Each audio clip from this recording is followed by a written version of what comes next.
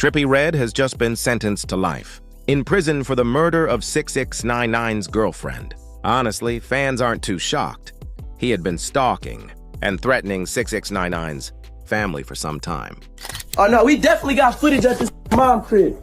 She live in building 18 out here. But how did cops link him directly to the murder? I've got all the details. Let's break it down. The streets turned deadly on August 17, 2025. Remember that date? Because that's when everything changed forever. That's when the rap game lost its innocence and revealed its true face. Ariela Lancosta Mayepalano, a 29-year-old Dominican bartender and model, was found slumped inside a car on the Cross County Parkway in Mount Vernon, New York. But this wasn't just any victim. She was tied to one of the most controversial figures in hip-hop, Tekashi 6ix9ine. And what happened to her was about to expose one of the coldest, most ruthless beefs in rap history. Picture this. It's around 8 a.m. when officers responded to what they thought was just a broken-down car. Instead, they stumbled onto a full-on murder scene. Ariela's body was inside a black Mercedes-Benz G-Class, riddled with bullets. The driver's side window was shattered, and the vehicle was covered in holes from gunfire. According to the Westchester County Police, she was clearly targeted. The FBI quickly got involved alongside local authorities, pointing to a connection with organized crime. Tekashi 6ix9ine ex-girlfriend or side chick or whatever kind of relationship they got, but they had a relationship. Even though I don't think they like boyfriend, girlfriend, but I do think they got a relationship. She was shot and killed in New York. I believe yesterday, the other day, leaving outside of the club, sitting in her car, a gunman murdered her. You know, some people believe she was the intended target. Now let me put y'all on game about who this woman really was. Because Ariela wasn't just some random caught in the crossfire. She was a boss who built her own empire from the ground up. With over 550,000 followers on Instagram, Ariela had the influencer game on lock. She worked as a bartender at Icon, New York, one of Manhattan's hottest spots where high rollers and celebrities turned up. She even appeared in 6ix9ine's music videos and was rumored to be one of his main girls, though they always kept that relationship under wraps. Here's the crazy part. Just hours before she was killed, Ariela posted on her story from Icon, New York, showing herself partying and enjoying the night. With friends completely unaware, she was about to be gunned down. That's the cold reality. One moment she was in party mode, the next she was in a body bag. When the news broke, the hip-hop world was stunned. Tekashi 6ix9ine, real, named Daniel Hernandez, did something he almost never does. He went public with his emotions. He called Ariela a tremendous woman with the most beautiful heart and, for the first time, openly claimed her as his. Think about that. This is a man who always kept his main relationships in the shadows, suddenly pouring his heart out online because someone he truly loved was murdered execution style. This is the female. We seen Cardi B post her. Yes, we seen Cardi B post her. We seen 6ix9ine post her. We seen the blogs post her. This is somebody of some type of relevance in this loop that you people love so much. Yes, and one thing I want people to look at this, right? Look, pay attention. But 6ix9ine wasn't the only one showing love for the fallen queen. Tributes poured in from Icon New York, Starlets of New York, Opus Lounge, and even Cardi B paid respects, calling her Dominican pretty. The nightlife spots she worked at all said the same thing. Ariela had that rare energy that lit up every room she stepped into. But here's where things turned dark, real dark. As soon as word spread about Ariela getting killed, the streets started talking, and all fingers pointed in the same direction. Rumors spread fast. Some said her murder was connected to 6ix9ine's messy history, his legal troubles, his gang ties, and his long list of enemies. Word on the block was she might have been targeted as payback against him. Some even claimed Tekashi himself was supposed to be in that car when the shooters pulled up. And you gotta understand, 6ix9ine's world is dangerous. Despite his chart success and platinum plaques, he's probably made more enemies than any rapper alive. His cooperation with the feds in the 2019 Trey Gangster Bloods RICO case branded him a snitch in every hood across America. Add in his loudmouth trolling and constant beefs, and he managed to clash with nearly every respected name in the game. But out of all those feuds, none cut deeper. None was more personal or more deadly than his war with TRIPPIE REDD. Michael Lamar White IV, better known as TRIPPIE REDD, wasn't always his enemy. In fact, back in 2017, they were close, day one homies and collaborators.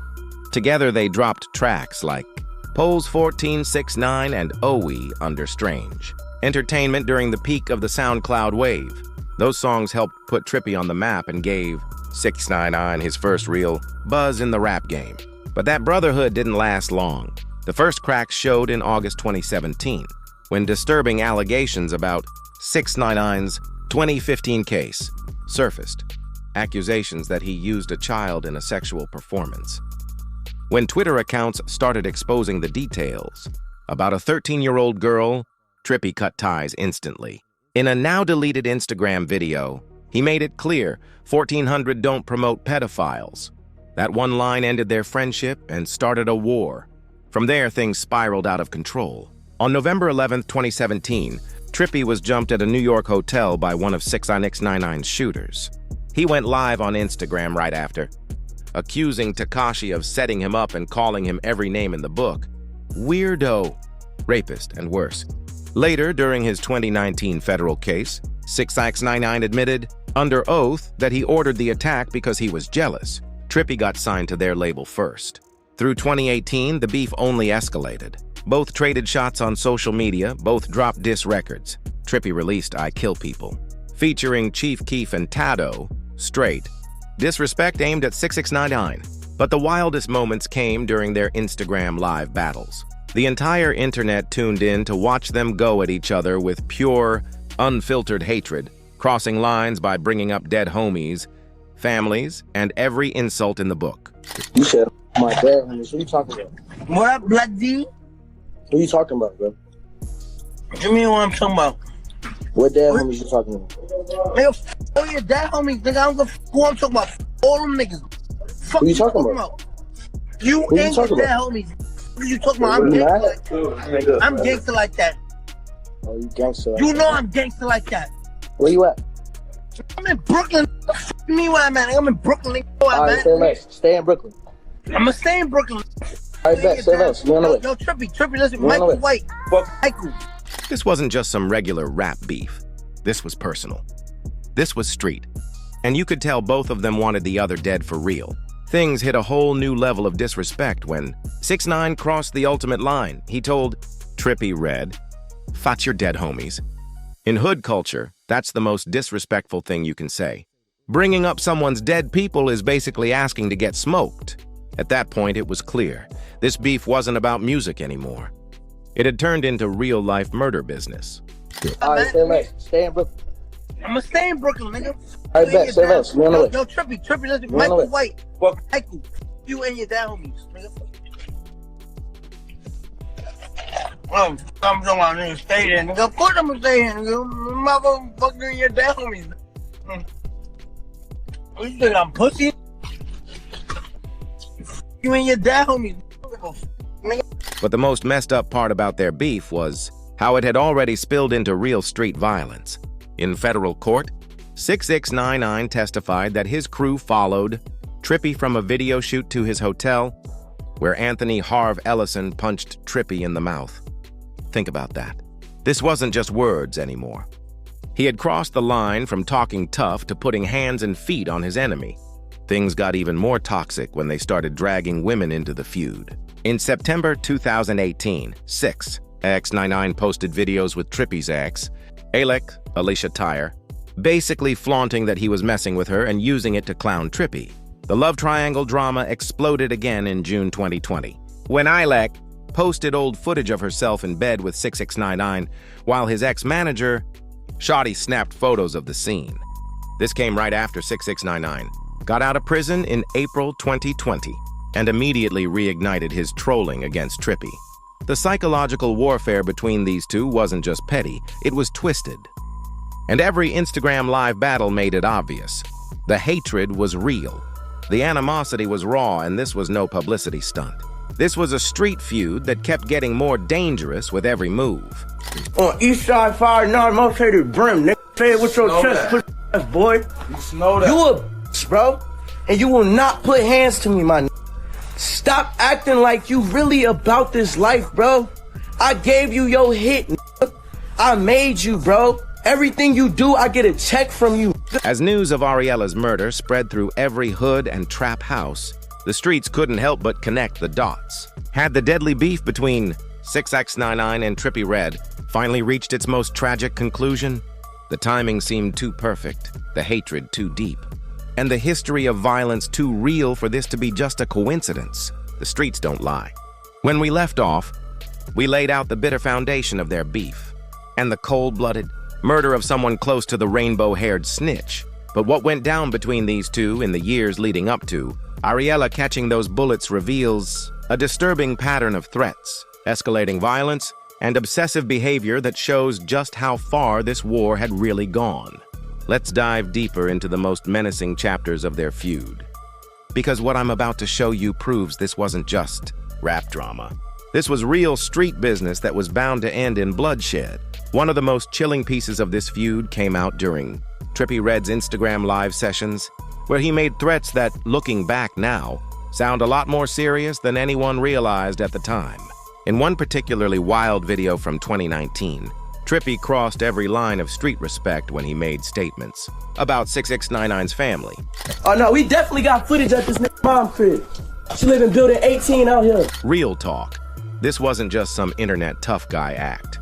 TRIPPIE was basically admitting to stalking 6ix9ine's mom, documenting where she lived, and then bragging about it on social media. That level of surveillance and intimidation goes way beyond typical rap beef. It crosses into real criminal territory, the kind that ends with people in body bags. But it gets even darker. In that same live session, TRIPPIE made more threats that revealed just how deep his obsession ran and how calculated his planning really was.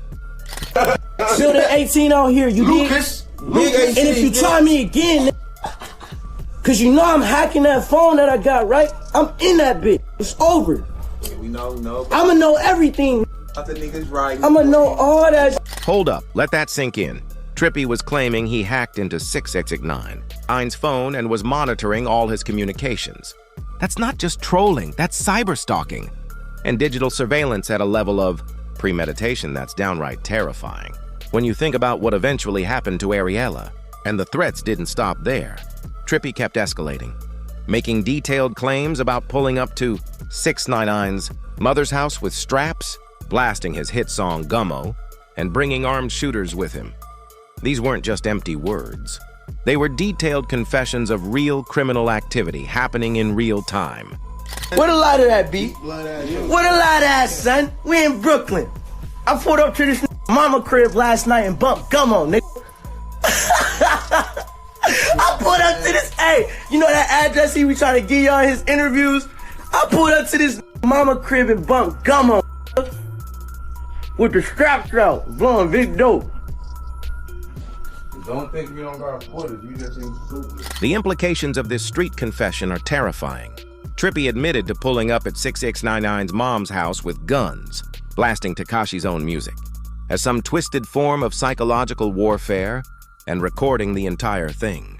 This wasn't just tough talk. It was a detailed confession of stalking, intimidation, and potentially armed criminal activity that should have had the feds on him immediately. But the most disturbing part of TRIPPIE's behavior was how much he seemed to enjoy the psychological torture. He threatened to expose compromising material on 6ix9ine, including personal and humiliating content. This pattern of escalating threats, surveillance, and mind games painted the picture of someone becoming more obsessed and more dangerous by the day. The level of planning and premeditation he displayed in those videos is exactly the kind of behavior that gets people killed in the streets. Now let's flip it. Because 6ix9ine wasn't just a victim here. His actions also poured gasoline on this fire. During his 2019 federal trial, Tekashi admitted under oath that he ordered the November 2017 attack on TRIPPIE REDD. This wasn't speculation or street gossip. This was a confession in federal court. He revealed that he used his 9-tray blood connections to make it happen, sending his goons to follow TRIPPIE from a video shoot to his hotel, where Anthony Harv Ellison punched him in the mouth. That moment established a clear street pattern. Both men were willing to cross the line into real violence. Tekashi had already proven he would order hits, and Trippie had shown through his own statements that he was conducting surveillance and planning retaliation. The psychological profile that emerges from their feud is twisted. Both displayed obsessive behavior, uncontrollable rage, and a willingness to escalate conflicts to deadly levels. Their Instagram Live confrontations often went on for hours, each one pushing the limits with more threats and more venom. Sometimes the streams even broke down from technical glitches, moments that fans laughed at and called corny. But beneath that, those sessions revealed something much darker. Two men completely consumed with monitoring, confronting and destroying each other. Hold on, wait. Can I talk to... Can I talk to Alex real quick? I just want to know why. Complex Magazine later clowned those technical difficulties, calling them one of the corniest moments in rap beef history, because the audio issues completely overshadowed the confrontation. But what most people missed was the deeper truth, the obsession driving both men to keep coming back, even when the streams fell apart. The involvement of their women only added fuel to the fire, making the feud even more personal and toxic. When 6ix9ine's started messing with Trippie's ex Alec, it wasn't just about hooking up, it was calculated psychological warfare designed to hit Trippie where it hurt most and inflict maximum emotional damage. Why? I just want to know why. You said what? You said why? I just want to know why. Why? Like, why? Because I'm hurt. Because I'm hurt. And I got with a real nigga. The pattern of using romantic relationships as weapons in their beef showed that both men were willing to drag innocent people into their conflict. Instead of keeping it strictly between them, they targeted those closest to their rival, and that mindset would become a crucial piece in understanding what eventually happened to Ariela. Trippie's own history of street violence also revealed his capacity for real business outside the music. In June 2018, he was arrested in Atlanta on charges of aggravated assault and battery, causing substantial harm after a woman claimed he pistol whipped her and pointed a gun at her during a dispute. The incident reportedly stemmed from a conflict involving Trippie's main girl. Police noted the knot on the victim's head, which gave them probable cause for the arrest. And that wasn't an isolated case. Just weeks earlier, in May 2018, Trippie was booked in Cobb County, Georgia, after clashing with rapper FDM Grady. According to Grady, the fight started when Trippie and his associate, Lil Wop, disrespected Grady's girlfriend, leading to a physical altercation. The street pattern was crystal clear. Trippie had a history of violence, especially when it came to conflicts over women or perceived disrespect. Combined with his escalating threats against 6ix9ine, his documented surveillance, and his obsessive behavior, the picture became one of a man capable of extreme violence when he felt provoked. As August 2025 approached, the beef between these two had morphed from typical rap drama into something far more dangerous. Surveillance, family threats, a history of violence, an unchecked obsession, all created the perfect storm, one that would ultimately spill into bloodshed. But here's where the truth gets messy. The actual theories being investigated by authorities cover several angles. Some reports suggest Ariela was involved with a man named Nat Cartier, allegedly a gang leader tied to Operation Mayweather, an investigation into the Lost 50 Block 14 criminal network. Streets speculated she was either directly targeted because of that connection or caught in the crossfire of a hit meant for him. Other theories point back to 6ix9ine's own controversial past. Some say Ariela's murder was payback against Tekashi for his role as a cooperating witness in the 2019 9 Trey Gangster Bloods RICO case. 6ix9ine's ties to the gang ran deep. He joined 9 Trey in 2017, not through traditional initiation, but through his manager, Kifano Shoddy Jordan, who brought him in. His role wasn't as a shooter, but as a financial backer, funding the purchase of guns and other resources while receiving street credibility and gang protection in return. What sorts of things did 9 Trey members do? I'm sorry? What sorts of things did 9 Trey members do? We participated in a lot of, violent crimes,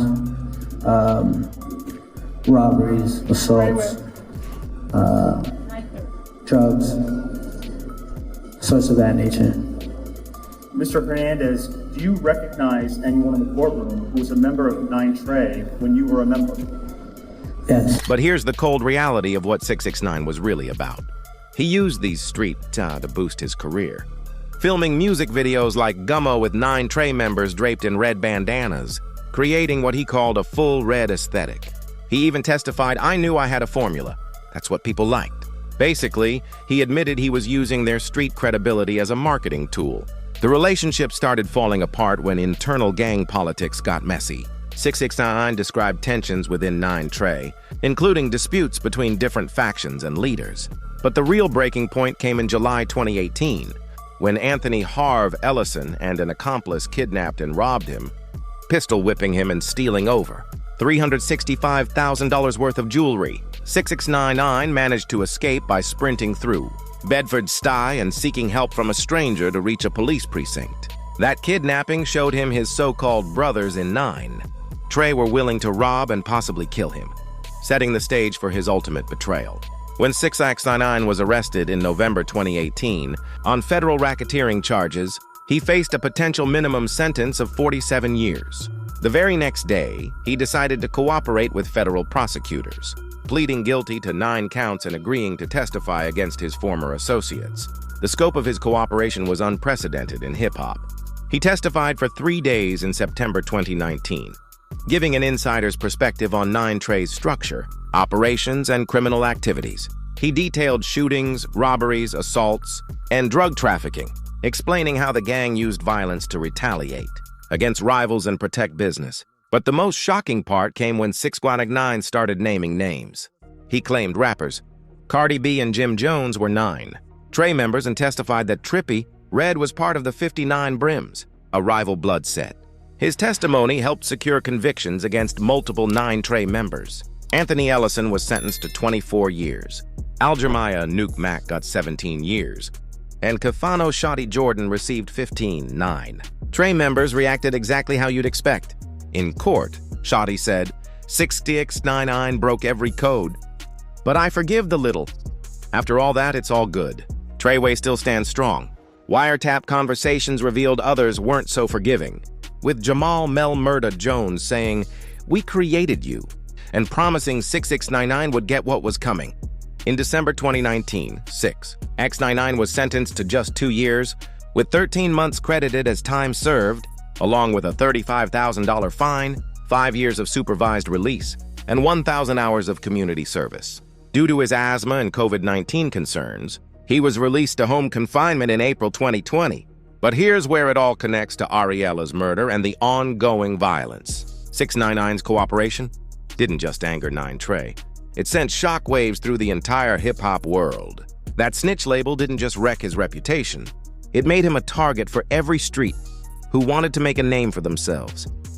When you help send people to prison for decades, you don't just make enemies, you make enemies for life. Not only the ones you testified against, but their families, their friends, and everyone who feels disrespected by your actions. The no-snitching culture runs deep in hip-hop. 6ix9ine violated the most sacred rule. His betrayal was seen as a breach of the street code, sparking criticism from across the industry and putting anyone associated with him in the line of fire. Some theories point to mistaken identity or random street violence in Ariela's case, but police insisting she was likely targeted weakens that theory. Meanwhile, TRIPPIE REDD has been caught up in his own legal troubles. In July 2025, he was arrested at Miami International Airport while trying to fly to Europe on an old 2023 Miami-Dade bench warrant tied to an invalid driver's license case. He was processed, released on a $150 bond, and missed his show at the Les Ardentes Music Festival in Belgium. TRIPPIE laughed it off online, commenting on DJ Academic's page, was going to pick up 600K BTW, 2 shows. SMH, that's Lil though. My bond was $150, LMAO. Channel 6 played my song, and I made $750 off that. A far cry from someone supposedly fleeing a murder case or running from the feds. The arrest came just weeks after. TRIPPIE and fellow rapper Coi Leray welcomed their daughter, Miyoko, on June 16, 2025. Their relationship, full of breakups, reconciliations, and cheating rumors, is another layer of drama. This is TRIPPIE REDD's reality in 2025. Minor legal issues, family drama, and new fatherhood, not orchestrating hits or hiding from the law. So what does this all mean? The real lesson here is simple. Ariela Polano was brutally murdered, and somebody needs to be held accountable. Her death sparked national attention, not just because of her 550,000 Instagram followers, but because of her ties to 6ix9ine, Cardi B, and that dangerous hip-hop underworld. 6ix9ine admitted in federal court he ordered violence against TRIPPIE, and TRIPPIE made detailed threats of surveillance and retaliation. These conflicts blurred the line between entertainment and actual criminal behavior. The investigation into Ariela's murder continues, and while rumors swirl about mistaken identity, retaliation, or her being targeted for cooperation, nothing has been proven. For now, all we know is this: the streets don't forget. Hip-hop politics are deadly, and Ariela's story is another tragic reminder of how far these feuds can go. Thanks for watching. If you found this video shocking and unbelievable, check out the other stories on screen. I'll see you in the next one.